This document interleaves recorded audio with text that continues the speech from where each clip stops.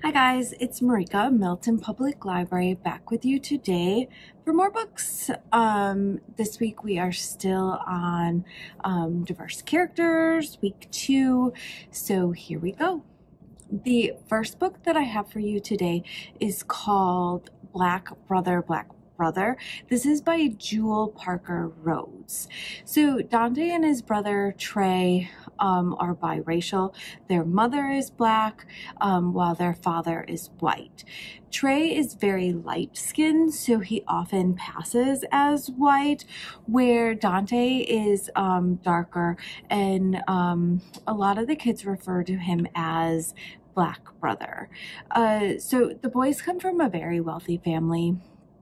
And go to a really prestigious school, but this doesn't stop Dante from being bullied. So after an altercation with a bully resulting in Dante being punished, he decides that he's going to get back at the bully using fencing, which is something that the bully really enjoys doing. So Dante decides he's going to learn how to fence, and then he's going to best him. So Dante, it just happens to be able to learn how to fence from an Olympic athlete, and through this he starts to find himself. So the goal starts to shift a little. So this is a really fun story about growing and ultimately learning to be a better person, with a really neat fencing aspect of it, which I feel like you don't, in sports books, don't get a lot of fencing. So I thought that that was also neat. So that is Black Brother, Black Brother by Jewell Parker Rhodes. So the next book that I have for you is called The Red Pencil, and this book is by Andrea Davis Pinkey. So Amira, along with her younger sister Alila and her parents, live on this nice patch of land. They have a garden and 2 goats, a mom and a kid, in Darfur in 2003. So their life is fairly prosperous for someone who is living in Darfur, and it's going really well. So Amira's friend starts going to this really prestigious school. So Amira decides she also wants to go to school because she loves to learn and has always wanted to attend. So she decides she really, really wants to go to this school. But her mother believes that there's no reason for girls to go to school. All she needs to know how to do is take care of a family and a household, and she can learn that at home from her mother. So then at the same time, this militia group called the Janjaweed arrive.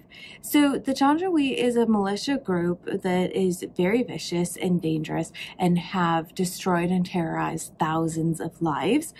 So they kill Amira's father, and they talk about this in the book. So if you can't handle reading something like that, or if that's not something you're interested in reading, this is a trigger warning right now that this book is violent, so I would suggest that you pass on this book.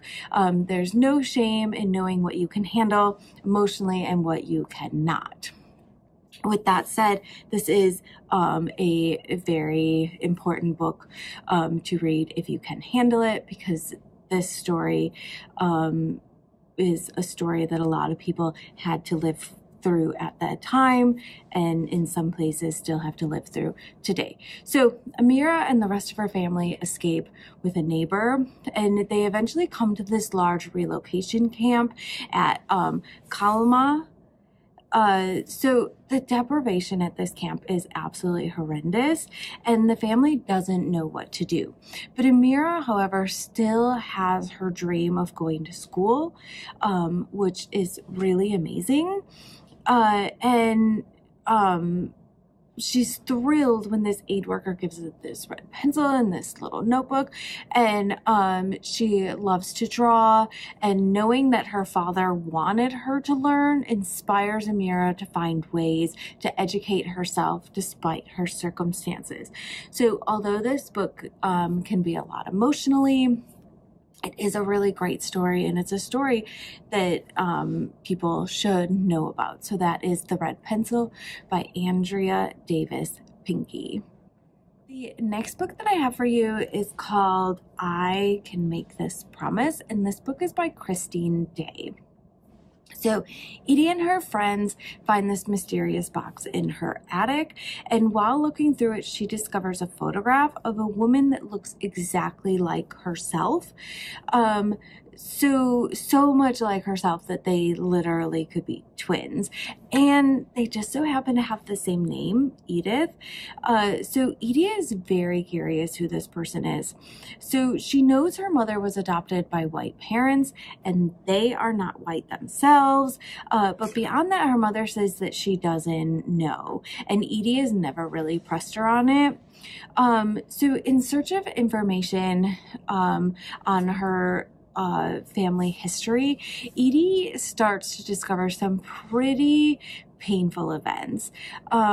This book talks about the forced adoption of indigenous children and the effects on the indigenous people and the future of these children's lives. So this is just a really great book that is another story that should be talked about a lot more. The name of this book is I Can Make This Promise by Chrisine Day.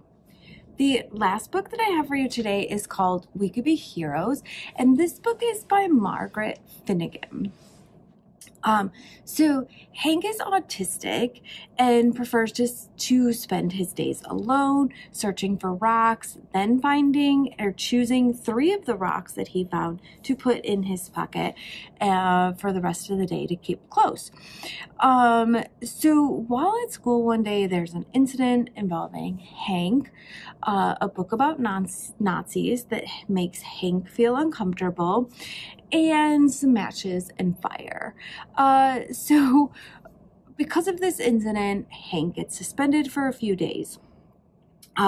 So then there's Maisie, and Maisie is this girl on a mission. She is strong-willed, determined, and has tunnel vision onto her goal. So when Hank comes back from school, Maisie knows that he is the one to help her with this mission. So what is this mission? This mission is to save the neighbor's dog from said neighbor. The dog's name is Bowler, and Bowler has seizures, and because of this, the neighbor locks Bowler on a chain outside while the rest of his dogs get to roam around in outdoors freely, which is really mean to Bowler. So Maisie has asked the neighbor if she could just adopt the dog, just rehome him to herself, and the neighbor will not relinquish this dog.